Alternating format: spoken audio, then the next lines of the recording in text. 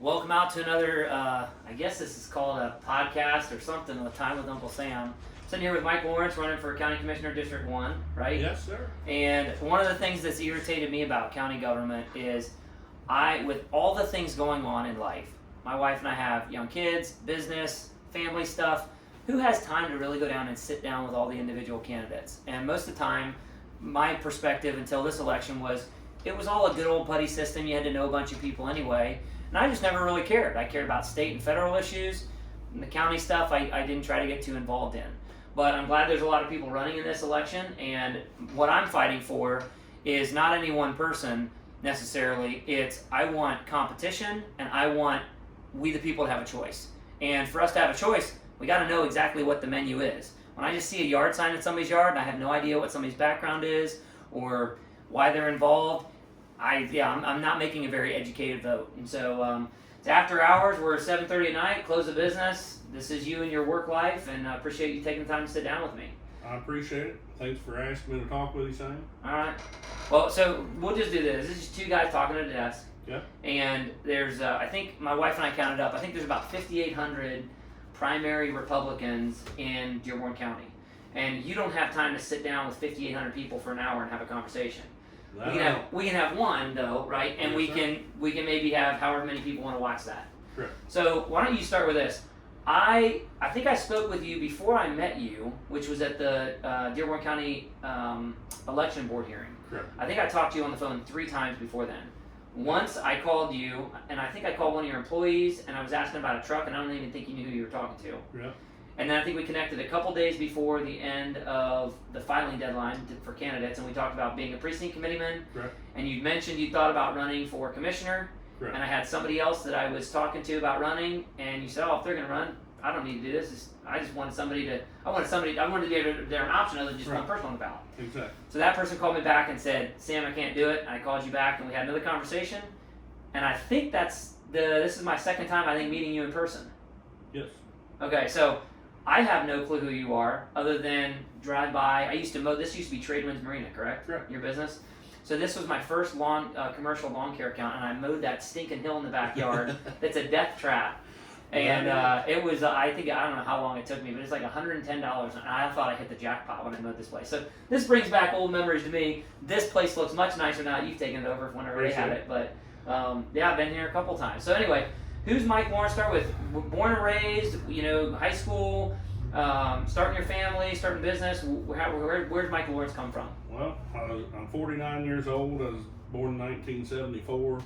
I was born in Cincinnati. I was raised in Corrine. So you are a Buckeye. I am a Buckeye. I'm a transplant Buckeye. When did you guys move over this way? So I moved my business here. I started my business when I was 19 years old in 1994, and I was in Hebron, Kentucky is where I started. Okay. And what were you doing?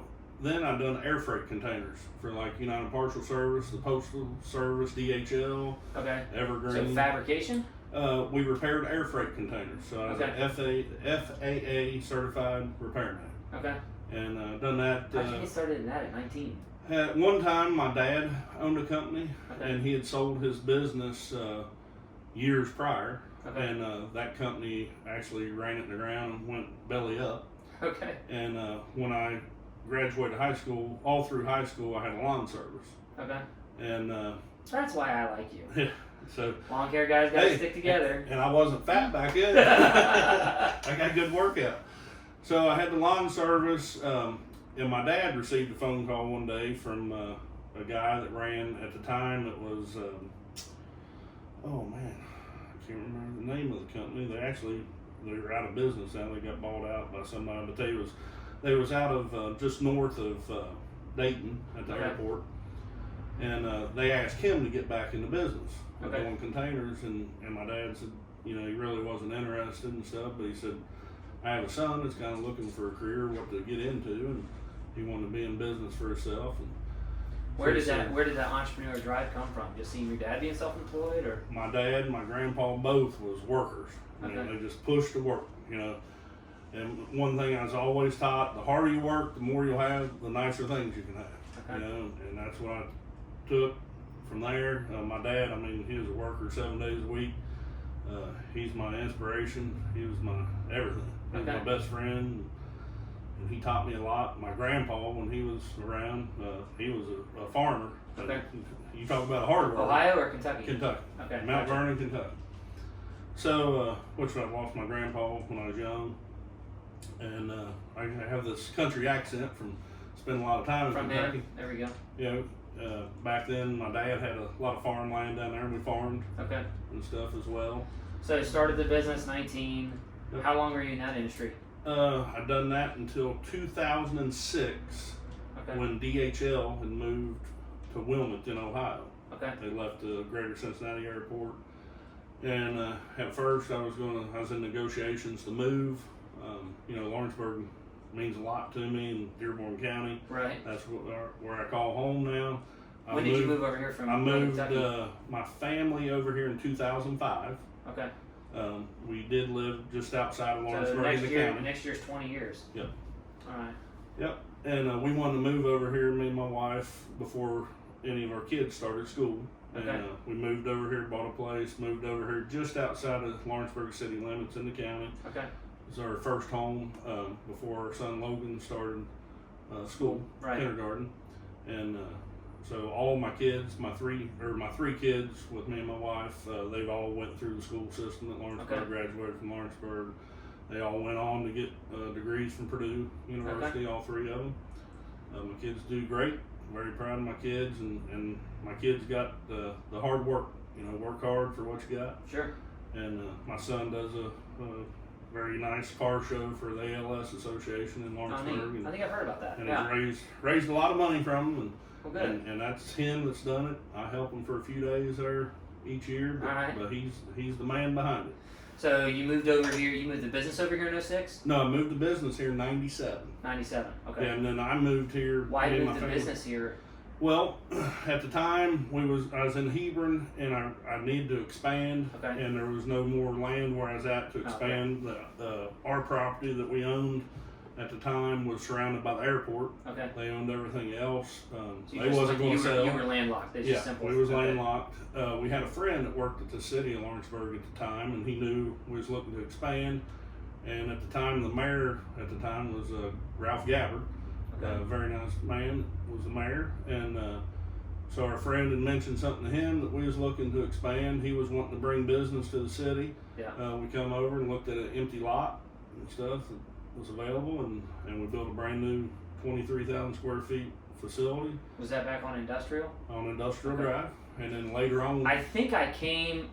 I might have met your dad one. Did you work? You were working in building trailers. Yeah. I think when I was like year after my wife and I got married, I bought a trailer. It was an old trailer that I bought in high school or right after high school, and had a leaf spring break. I hit a pothole, and I had to come back and buy 2 new leaf springs. And I think that was you're at the very end, right? Yep. Last bill. Okay, that must have been the place. yep, that's probably my I remember. dad. I remember the owner wasn't there. He said my son runs this place, and I bought my leaf springs and never had a problem with that trailer after that. Everybody called him the old man, and everybody either loved him or hated him because he was super nice to he, me. he was like me, straightforward. Told Alright. me what he thought, and always wore suspenders. Okay. So he was easy to remember. I don't remember what he was wearing that day. So how long did you have that? So you transferred? So In- I done the containers. Lost that when they moved in 2006. I wound up not moving, Okay. and we continued building trailers. We was manufacturing trailers at that Okay. time. I manufactured trailers from 1999 until my dad got sick with ALS in 2008. June of 2008, he was diagnosed. I kind of took care of my dad from there Okay. through the rest of his life. He passed away in September of 2009, and I quit building trailers in November of 08 while he was sick. I Okay. finished all my orders up by November when my product liability insurance was up, and kind of spent that rest of the time taking care of my dad after that. Yeah. Once he passed, you know, I said, I know what my dad wants me to do, put my head to the grinding stone Right. and get back to business. And I kind of at that time chose to go more towards the retail side of things. Okay. And that's when I started just being a trailer retailer. Okay. And we do trailer repairs and customization as Okay. well. And since 2009, that's what I've been doing. All right. Sweet. So what is my experience, people either have a desire of wanting to do something, either love or hate motivates people. It's something that they really care about when coming to being involved in government, or it's something that really irritates them that they want to stop, change, do different things. I think Donald Trump was one of those guys who just got so disgusted with things that irritated him. He would see things going, that is a losing thing. What are we doing? We need somebody better run the country. And eventually it got so bad to where he goes, I'll give up this section of life over here to come do what he's been doing involved politically. You've been involved in government before, or you've run for office before? I have ran before. Okay. I served 4 years on Lawrenceburg City Council. Okay. Ran twice for mayor of Okay. Lawrenceburg, because the reason I only ran one term, served one term as councilman, I felt if I couldn't make a bigger difference, because one voice was hard to get anything done. I hear The you. only way I could make that bigger difference was if I ran and was mayor. Okay. And didn't work out. People spoke, and that's the way it was, and Okay. I was fine with that, because I am the type of person, one, I'm there for the people. I am not a politician, never going to claim to be a politician, Right. and I'm straightforward, and that's the whole reason I got in politics to begin with, was I just get tired of seeing how they do things, and it's almost like a lot of times they specifically hide stuff from the public and the people, and I don't like it, and it really irritates me to death. So when you were your time on county council after city council, then you ran twice for mayor. Did you ever think you'd be involved in politics again, or did you kind of hang your hat up and said, "Screw it, if people don't want to deal"? Yeah, I was kind of out of it, Okay. and I never have been involved with the county politics. I won't lie to anybody. I just haven't been. Okay. And So why a change now? I had several people start calling me and asking me to get involved in county politics and tell me some things that was going on and they didn't like and stuff, and I told them I'd look into it and consider it, and I've only been to one commissioner meeting, and I wasn't impressed myself. I'm a big believer at meetings for true discussions. Okay. Discuss the issues at heart, and then you vote. Well, when it's a very short conversation, it comes across to me that there's already been a meeting somewhere, and I don't like that. And that's just what I feel. That's what some people that had called me felt, and and several people called me, was involved in the Stop Link 101, Okay. was part of it. But then there was a couple people that other issues that had called me, and they felt that there was some dictatorship going on that they didn't like and didn't think should go on, and I can understand that.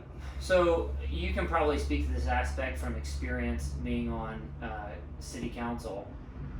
There's a book that I read, I don't know, 4 or 5 years ago called Integrity, and I think it's by a guy. I think it was Henry Cloud wrote it, and he starts the book off by saying, my wife and I got invited over to some friends of ours, longtime friends. He's in his 50s at this point. Kids are out of the house, and their friends have kids. They're like 2 boys that are right around college age, and he's a family counselor, guidance counselor, life counselor, whatever it is. And so the husband was either coming home from work late or something, so it's him and his wife sitting at the kitchen table or kitchen counter. Well, their friend, the wife, is finishing up dinner plans, and the husband hasn't gotten there, and she said, "Hey, I want you to talk to our boys." And he's like, "What about?" And he said, "Well, they're getting to this age where they need some direction in life. They just need some general principles, somebody to steer them in the right direction, and they'll listen to anybody except dad and mom." And this is the wife relaying it to him, and he said, they said, "So will you talk to him?" He's like, "All right, sure, I'll talk to him." And then she goes, "All right, what are you gonna tell him?" And he's like, "I don't know, you just asked me to talk to him a couple minutes ago." And she says, "Well, what are you gonna tell him?" And off the cuff, this is how he introduces the book. Off the cuff, he says, "Well, I guess I'd probably talk to him about character, how important character is." He said, "Well, what do you mean?" And kind of got all defensive, like, we raised our kids right. And he went into the preface of the whole book was on character and having personal integrity, setting your goals. There's a bunch. It's a phenomenal book, and you can get it on ebook or audio book if you're not somebody who wants to do a lot of reading. But he said, I'm not talking about the character of like, did you take a cookie out of the cookie jar when mommy told you not to? He said, if I were to define character, I would define it this way. It's the ability to meet the demands of reality and overcome, right? If you look at, the character of somebody who can take a business, and when Donald Trump and Robert Kiyosaki wrote a book together called Why We Want You to Be Rich. And they were talking about the middle class is getting wiped out. And it's this rich getting richer and poor getting poorer is not good for America. We want everybody to win. Free enterprise and America's land of opportunity for every single person. You shouldn't have favors going one way or the other. One of the reasons why Trump got involved of what the heck's going on, and then people criticizing him for, he's like, look, learn the rules of the game. I'm just playing the game. I disagree with it, but I'm gonna win. Like, this is dumb. We need to be doing better. So anyway, it comes down to meeting the demands of reality. So if you've got somebody who needs to, so one of the things they talk about in this book is that Trump and Kiyosaki is, they said, we don't tell people what to invest in specifically. We teach people how to be investors and think about money. And so you've probably known people who got started. I know I have in my line of work with tree and landscaping, where people start a landscape business, and it wasn't the economy the reason they failed. It wasn't the employees. It was they didn't, as a person, they didn't have the character, whether it came to people skills, money management, time management, personnel, an eye for things, whatever. Who they were, the fabric of who they were as a person, wasn't enough to meet the demands of reality in a marketplace and have a business that at least survived and then thrived.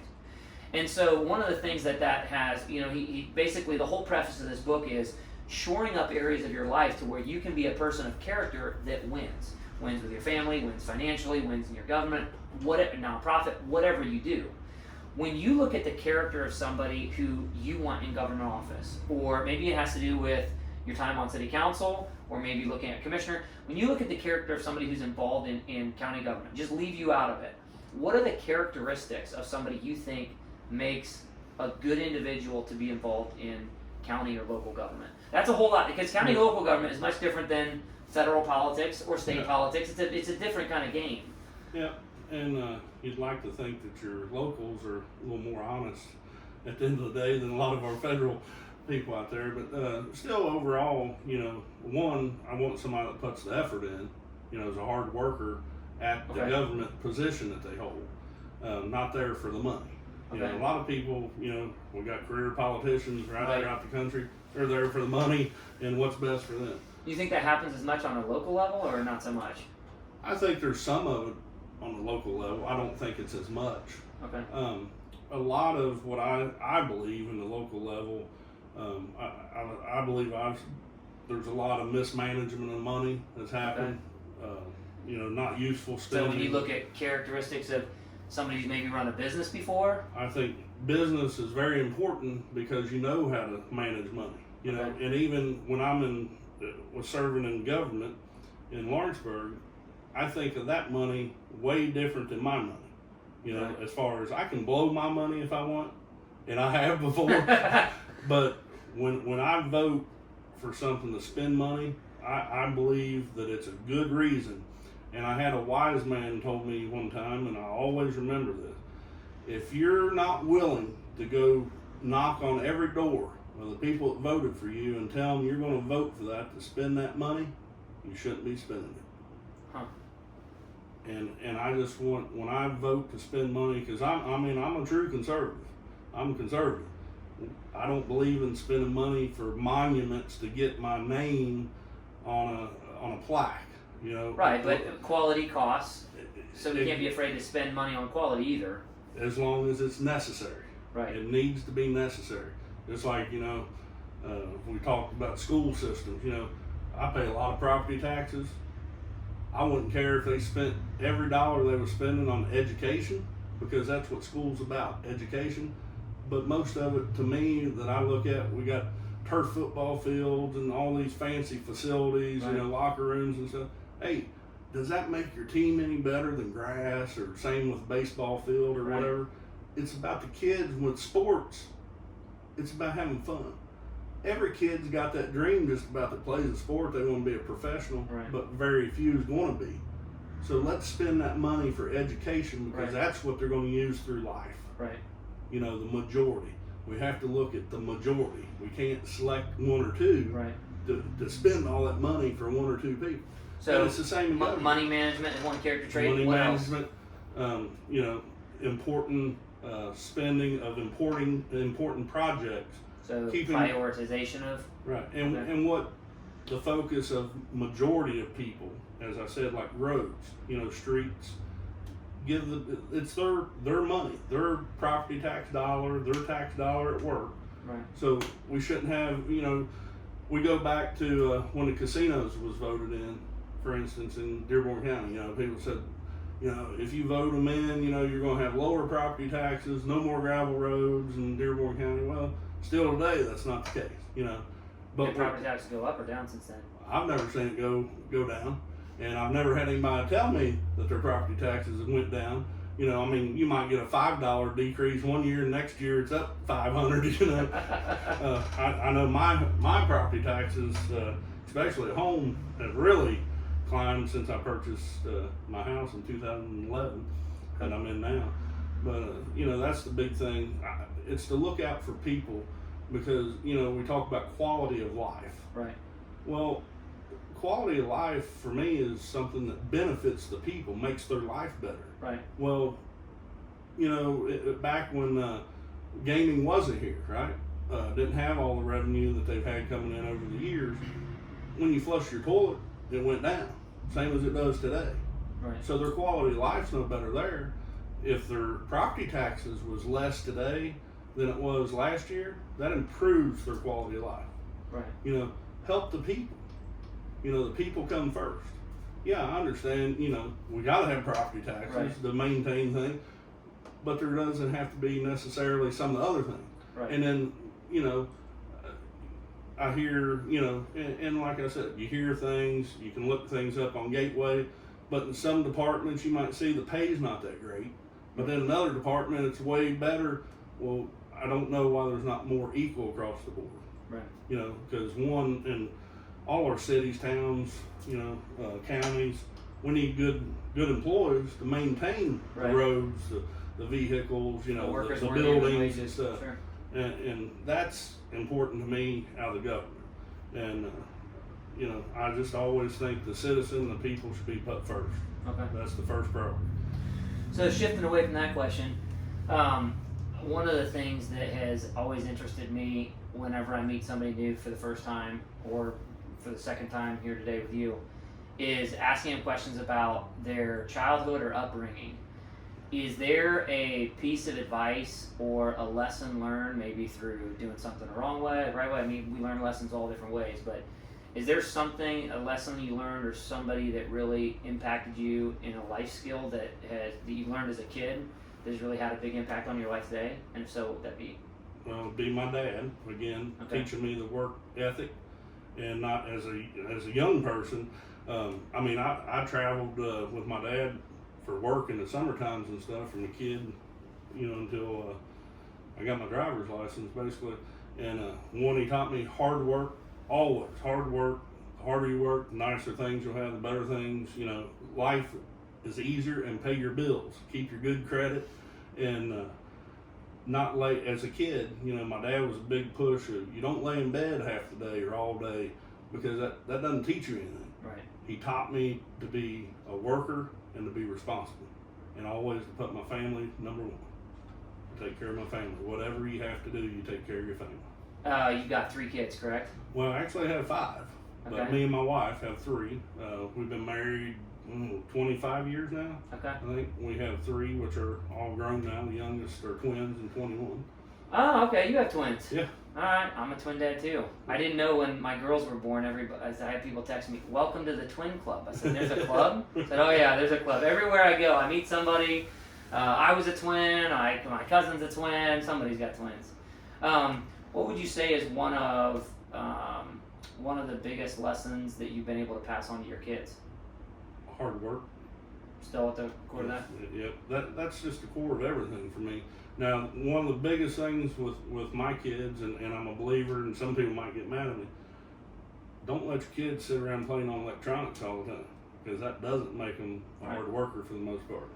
And that was one thing I didn't, my kids played some electronics, a little here and there, but for the most part, they was big into sports and also doing, different odds and end jobs and stuff. And because I always felt that life's never going to get easier. Right. And you just get tougher. Yeah. Everything gets tougher. So there's a guy named John Maxwell who's written a lot of leadership books, and he came out with a book a couple years ago called Sometimes You Win, Sometimes You Lose, and it was scratched out with the lose, and it was written in like editing. You'd write in with red pen. Sometimes you learn, and the basis of his book was you don't learn from your wins, you learn from your losses. Absolutely. All your years in business, what's one of, and I don't mean to get too personal, but what's one of the biggest losses you've experienced as an adult that's taught you a big lesson? I've gone through different phases of my business where I did something and I thought this is the right thing, and at the time you thought that was the right decision. And I'm not talking morality right and wrong. I'm talking you think this is the wise decision, you think this is the path you should go. And you make that call, and just like you do in a sports game, after the play's over, you go, yeah, that probably wasn't the best call to make. Yeah. And you learn how to have a better game, and you learn how to compete better in the marketplace, and that builds into your character. What's one of a loss that you've had that has led into a big lesson? Well, 30 years in business. One time I decided I was going to start to add on to the business, getting a towing business. Okay. And I did, and that was in 2006 when the air container business went away. So I needed something to fill that void along with the trailer I was doing. And I got in that business, and after a few years, I'm not sorry I got in the business. I'm not sorry at the end of the day for any of it. But after a few years of doing it, I decided, I want to get bigger. I want to be big. So I go from, I have 2 tow trucks, and kind of overnight, next thing I got 9. You had 9 tow trucks? 9 tow trucks. I run drivers all in the city of Cincinnati, all around here. And one of the years I won a AAA Service Excellence Award and stuff. So I learned a lot through it business-wise. But at the end of the day, you can grow too fast. And I learned the hard way, and I financially didn't go completely broke or anything, but it'll wear you down. That's an interesting point. I didn't know we were going to go here, but you point that out. I've had people tell me through the years, bigger isn't always better. Yep. I hear a lot of people, and I'm not trying to get too deep into the issues on this time that we have together now, but a lot of people talk about we want the county to grow, and I want to grow, but growing as a person, you can have a business that grows healthy. It doesn't have to get bigger necessarily to grow. A lot of people have talked to me recently about this new rezoning, and people are concerned that one of the acts of the commissioner, I think it was the commissioner board that changed that. Is that correct? So they're changing this and breaking up. I don't know if the council had a vote on it, but at the end of the day, the final vote, I believe, was the commissioner board. Okay. And I did attend the final meeting for that. So when you think about that lesson of go bigger because you want to get better in life, how does that relate to development in a county? Those are things if elected, you would be specifically voting on that. Right. We want to improve the county. We always want to improve. But do we necessarily, how does that life lesson in business of just getting more and doing more doesn't always lead to a better quality of life, so to speak, right, for you as the business owner? Well, a little bit what I took from that meeting and listening about those changes, I don't understand, because they were saying, you can still do anything you do. If you farm, you can still farm or anything, but you have the right to build homes on it if you decide to, without coming and asking for a zoning change or something. But it doesn't affect what you do now. If that's true, if that's 100% true, I assume it is. That's what they said, right? But why? We assume what the government says is true. I'm not down. But why? Why would you want it that? Because maybe there's something around that area, and then somebody's going to put up a bunch of houses. Maybe that's not the proper thing for that area. I'm just using that for example. I'm not saying that is the case, but I don't know why you would open that door to that. Okay. That effect. That it kind of seems awful broad, but then it just didn't make a lot of sense. So you're not of the opinion that that lesson in life that you learned in business is not more doesn't always mean better. Right. Bigger doesn't always mean better. And correct. You think that's a principle that bears true even in county government as well? I think in anything. Okay. I think in anything. I think you see it in federal government. Other than they just can keep printing the money. Yeah. You know, and they go try something and spend, just keep throwing money at it. Well, guess what? When you got to keep throwing money at it, something's not right. Yeah, throwing money that doesn't work for every solution. So I really think, you know, if what they said is true, it seems to me like you took a lot of your decision away of what may be proper for a certain area. Sure. You know, I mean, I'd be kind of like, I'll just use this for example, if they opened everything up and you could build a strip club on every corner. I'm not necessarily think everybody like that or that'd be the right decision. Right. You know, so I really didn't understand that, and then different people have talked to me. You know, there's so many different things being said about it. Yeah. You know, I don't know. I've heard a lot of people who felt like they were threatened as far as having a small farm ground or homesteading's a big thing. And a lot of people have moved out from the city. Those are good people moving to Dearborn County or Ohio, Switzerland, Ripley, Franklin. They want to come out here because they want some land. They want to be able to homestead. Hamilton County doesn't allow that. And the people have told me, well, we don't want to just become an extension of Hamilton County. So, all right. So next question. If you had a genie, that you got a lamp somebody brought in and you were tearing apart an engine or fixing something, you found a little genie in there, and it gave you one wish of a law or something in county government or even in state government that affects us as a county here in Dearborn County. What's one thing, either law or policy, that you could repeal or pass something new? And you don't, even if elected commissioner, you don't get one choice. There's 3 commissioners, so you gotta have a balance of powers. You don't have that power. Right. But if you did, one of the things, I guess if I could have a wish, overall, it'd probably do with the gaming revenue. okay, Which is not near what it was, but there's been a lot of money in gaming revenue that's came in. So mine would be, I wish that the agreement that was made for revenue could have been different and maybe more equivalent throughout the entire county. okay, Versus, Lawrenceburg was very fortunate and they had, I think, the best contract out there and received a lot of money. But I'm being honest, they spent and blew a lot of money. And that would probably be my wish for the people, because that would have, make the quality of life for everybody in this county a lot better. okay. How do you plan to stay connected with constituents if you're elected? To be honest, I work a lot. I mean, I put a lot of hours in here at my business, but my door's always open. Okay. I've always, in my business, my cell phone number's on my business card. Okay. Call me. If I don't answer, leave a voicemail. I'll get you back. My door is always open here, but I will use social media just as I am in my campaign. I don't have time to go door to door. I won't lie to anybody about that, but you can reach out to me. If you want me to come to your home, sit down in your living room and have a discussion with you, and let's talk about what's going on and what you see as the issue and how I can make it better, I'm open to talk to anybody. Okay. And I'll go meet them wherever. They can come here. I'll meet them at their homes, wherever. I'll meet them at a restaurant if they don't want me at their home. But I really want to hear from people. Okay.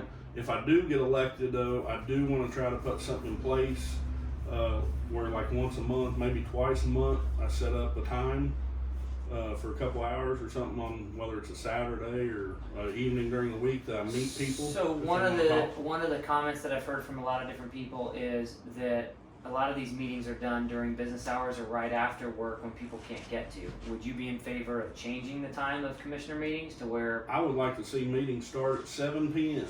So any average working person that works during the day can be there.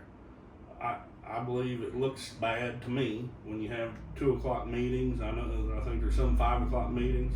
That's just not good for a working person. They can't get there. No. How do you expect people to get there? And also, I would like to see. I think they do audio for their meetings, but I'd like to see it televised. So there's a law that was passed in Indiana that this is one plug that I could put in. Okay. There's a law that was passed in Indiana. I think it's this year in 2024. I believe it's this year that all of the council and commissioner meetings. I think commissioner specifically. When I campaigned for Senate, I went to a commissioner meeting, and they were discussing this because they had gotten a quote to put audio, video, and then be able to live stream it and record it and have it online later. And so they were getting quotes for video cameras, microphones, etc. I have watched one of the commissioner meetings that was put on video, and I spoke with a member on county council, and they had requested that one of the recent meetings be live streamed, and they had said no for that meeting, or that it would be recorded. So I don't know if that's going to be starting to be changed because of state law. That might be mandated. But the one commissioner meeting I saw, I don't know. I would love to see. We spend a lot of money on a lot of different things down at that courthouse. I would love to see a better camera in that commissioner room. You can't see anybody's face, and the microphones aren't that great. I think I had better reception when we had that election board meeting, the public hearing. I had better video content and audio pickup from my cell phone, my office cell phone that was like 4 or 5 years old, than I did from what the county's got in there. I would agree. They should, the people should be able, the citizens, to see. I would love to have a better picture, like where you can see somebody's right. face, their facial expressions, etc. And a big reason I want to see that done is for people, even if they still can't be there and they want to watch it. I don't care if it's 3 o'clock in the morning, they can watch it. But then the big thing I want to tell people is, pay attention to those meetings. How much discussion is about the topic, to see if is there a real discussion, or is it a very short discussion and a vote? And was it planned out behind the scenes? Or you think they had a previous meeting, which they shouldn't be having, but I believe it's done a lot in local government around. I haven't personally witnessed any, but I've heard that from a lot of people. And I just don't agree with that. We should do the people's business in the public. Right. Okay, so one last thing. How do running a campaign is not cheap. I know you're a fiscal conservative, but it takes money to print signs. What's the average? I mean, do you have a budget you're trying to stick with commission? I know when I ran for, and I've talked to other people running for state level stuff, a state senate or state representative race, state rep race, people spend like 25 to 30 grand is typical for state rep race. What did you spend when you got elected to city council, and what are you planning on? Do you have a budget? Well, is there a way people can contribute? How can people help you if they want to support you as far as signs, mailers? I mean, what's your strategy here? If somebody wants to make a financial contribution, sure, I'm open to that. But I'm really asking more for if people can help me with just spreading the word, putting yard signs in their yards, or if they got a good place and they want me to put a 4x8 sign. Okay. That's my biggest thing because, one, it's a big area. Okay. I do work a lot, during the day. I got business hours and I always take care of my customers, Is there a way for people to follow you on social media? Yes. Facebook. I have a Mike Lawrence for Dearborn County Commissioner District 1 page, and I also have a personal page that everything is public. And I majority of stuff I try to share it to my personal page and stuff. I mix them up. It doesn't matter to me. I'm an open book. So, people can reach out, call me. 513-532-5321 is my cell phone. Call me. Like I said, if I don't answer, leave a message. But really, I'm asking more for support, getting signs out, literature out, and talking to people is what I'm looking for. Okay. Last question. We'll wrap up with this. If you weren't running and somebody else were running, just random person, as a citizen, what would be the one thing that you would be concerned about? Deciding vote of who you're going to vote for commissioner. Because it's not a personality contest. Yeah. It's not an accent contest. It's not, what is the one thing that you would be? Well, I'm 100% honest, and I'm going to tell you, a lot of people might tell you I'm an asshole. Could be. I don't know. But here's the thing. I've seen plenty of good people, nice people get elected, but is being nice necessarily the right person? What I want is somebody that will do the people's business out in the open. And if they come across sarcastic sometimes, so be it. Everybody's not perfect. But I'm not saying be sarcastic. I try not to be. I try to be polite to you people. gotta have humor in something. But at the same time, I mean, I am straightforward. But Right. no matter who it is, I just wish that they would do the business out in the public. Even if it's not the vote that I feel is right, but at least have that discussion so that people know what's going on with their money. And it's at the end of the day, it's 100% their business. Right. One thing that I'll bring back, talk about Lawrenceburg is always brought up. They always pass budgets for more than revenue coming in, projected revenue. And I would say, you're going broke. You gotta quit doing that. And it's tax dollars. It's the people's tax dollars. And they told me, no, it's not tax dollars, gaming revenue. It's still considered tax dollars, the people's money. So I went to the public access counselor to get them to agree with me that it's tax money. Every dollar is the taxpayer's money. Doesn't matter where it comes from, it's still taxpayer money. And they should know where it's going. Right. It's not my money, it's their money. Before we close, anything else that you wanted to comment on? Something I didn't cover? Not really. I'd like to just, anybody that watches this, hope they'll support me. I'm doing it for the people. I'm not doing it for a job. I got a job. I'm not doing it for the money. Believe me, somebody accused me on my page that I was doing it for the $80,000 pay. And I said, I have no idea what this job pays. Have you looked it up since then? Yeah. They said I wasn't being honest, that I knew what it paid. And I said, no. So I did look it up, and how do you look that up, by the way? Gateway, Indiana Gateway. I suggest anybody get on there. You can look up any government job, what they're paid, any county in Indiana, city, state. Just search somebody's name and it'll tell you what they get paid. Any government employee, you can search it from the county or city, or even the state. I believe the commissioner. Don't quote me on this. I think it's around 29,000 plus they get health insurance. I don't know and if if they you're get the president, there's 3 people on the commission board. One person's the president. That person gets a little bit more. Right. What I looked at, the commissioner looks like, I think it's just a little over 29,000 they get paid, Okay. and then the president of the board, which is actually who I'm running against, but that wouldn't mean I would be president. Right. I think got a little over 33,000. Okay. I have no idea if they get health insurance or not. I was told that. I don't. Yeah, I don't know. I can't tell you. Okay. All right. So, but Well, gateway.ifionline.org. And Okay. you can go on there and look at anybody's pay that's a government employee. All right. Well, Mike, thanks for taking the Thank time you. to meet with me. I appreciate it. Appreciate it. Thank you. Absolutely.